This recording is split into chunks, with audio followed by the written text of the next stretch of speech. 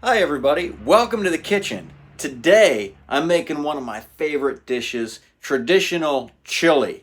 And I got the ground beef cooking in this big pot over here. Now this is a stainless steel Kenmore pot. And once again I forgot to defrost the ground beef. It was out for a little bit, but it didn't quite fully defrost. Now I would normally be using this cast iron pot over here. But unfortunately, I can't do that today. But there's a plus side to it. The reason I can't do it, there's actually two reasons. One is because I'm making the hottest sauce that I have ever made to date. Let's take a look at some of the things that I'm going to be putting in this sauce. I'm going to be putting in scorpion pepper pods. Not only am I going to be putting in scorpion pepper pods, I'm also going to be putting in Carolina Reaper pepper pods, ghost peppers, habanero peppers, and a few other peppers, being a total of 7 different blends of peppers that are going to be in this sauce, with the only appropriate name being the 7 Gates of Hell, named after an urban legend where if you get through the 7th gate, they say you go insane, you never forget it, you see some freaky stuff. And that's kind of going to be the way it goes with this sauce. If you get through the 7th gate of this sauce, whew, you may never be the same again. And I'm hoping to test this out on some people this weekend. I'm of course going to test it first just to make sure it doesn't kill me. But another thing to keep in mind, cast iron pots such as this are amazing because they really do retain the flavor of whatever has been cooked in them. My last sauce, it was just a simple ghost pepper sauce, not nearly the hottest pepper on earth, but hot. This pot retained that flavor to the point where the next time I cooked in it, the dish was spicy without even having any seasonings in it. So this is going to be a good pot to reserve for hot sauces and when I want to cook something extra spicy. Now meanwhile, I've been doing some experiments. I've been mixing together some spices to find just the right ratio. And the end result is something that looks like this. This is going to be my signature spice that I put in most of my sauces.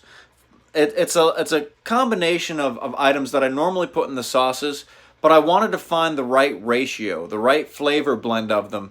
So I'm not kind of blindly adding a cup of this and a spoon of this. I wanted to find the blend that goes just right together, and that's the blend that's going in this pepper sauce today. Now one thing, this is even recommended with habaneros and jalapenos, but I don't typically do it. It's important to wear gloves because the oils from these peppers can really get into your skin, burn your eyes, cause you some problems. Some people even recommend wearing goggles. Now here's where it gets deadly. I am opening up the Carolina Reaper, and there's only, I believe, 6 pods in here. But I gotta weigh it because I gotta see exactly how many ounces of everything is going in this sauce. So let's take a look at one of these right there. That pepper, it could be me, but that pepper just looks deadly. That pepper looks like it is out to kill somebody. That is a serious pepper right there.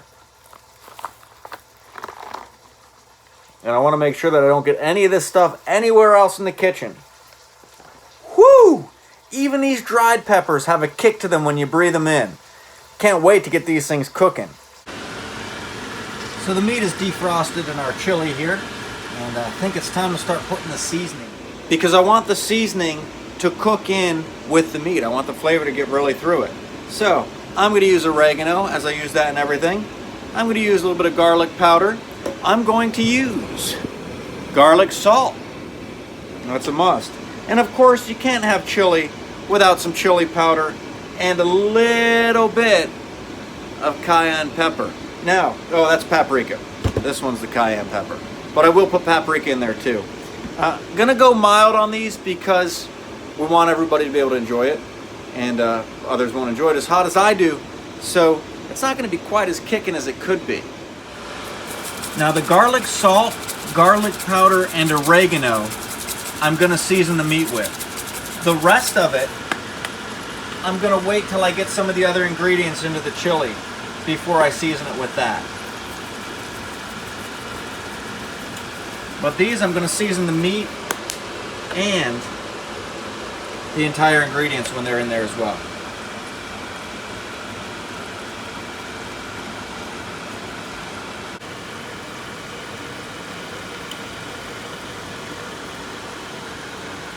Okay, so while the sauce is cooking, I'm going to be slicing up some of the ingredients that I'm going to put in the chili. The meat's about ready, and I like to cook the onions in with the meat. Of course, everything's eventually going to be cooked in with the meat because it is chili. But the onions is one thing that I like to get in there early.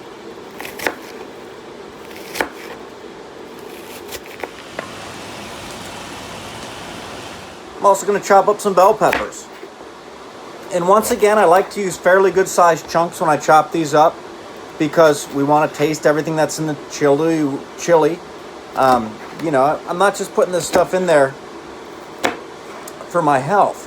Although, actually, I am kind of putting it in there for my health because these hot peppers are actually really good for you. Now, these aren't hot. These are bell peppers. I'm going to leave them about chunks this size. Like I said, I want to be able to get a spoonful of meat, chili, or onions, beans, all on the spoon. Once again, it's getting a little difficult to talk in here because the peppers are boiling in vinegar and water right now, and it is, woo!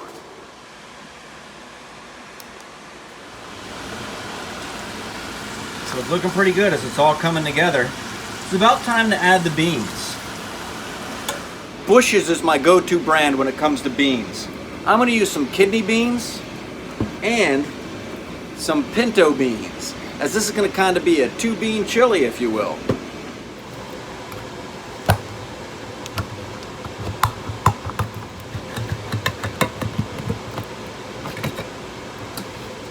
Can't beat a classic. I also forgot to mention, I'm going to add a little Worcestershire sauce. Now, I would do this normally when the meat was just cooking, but I forgot to. So I'm going to add it now.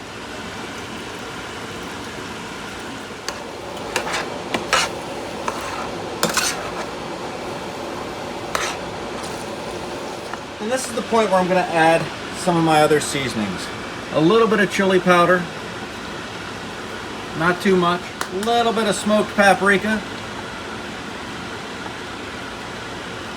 And I gotta say, this is some good stuff. It gives it a good smoked flavor. I'm gonna put a little bit of cayenne in there. Gotta go light with this. This seems to be significantly hotter than some of the other spices I've used. Can't have too much garlic powder. A little more oregano. And now we're cooking some chili.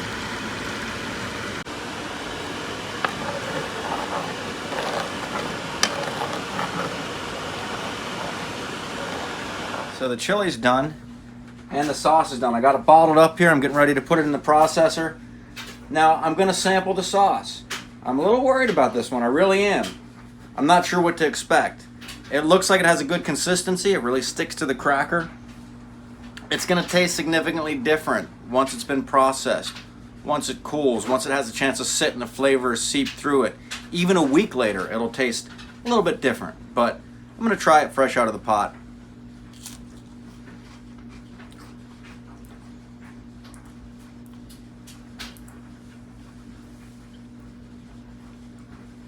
It's good. It's not really the level of heat that I was expecting, but it is good. I'd like to see some of the reactions that I get when people try it, because my tolerance is perhaps a little different. Taste buds are burnt out. I don't know, but it's got good flavor. Not the hottest sauce I've ever tasted. I was hoping for hotter.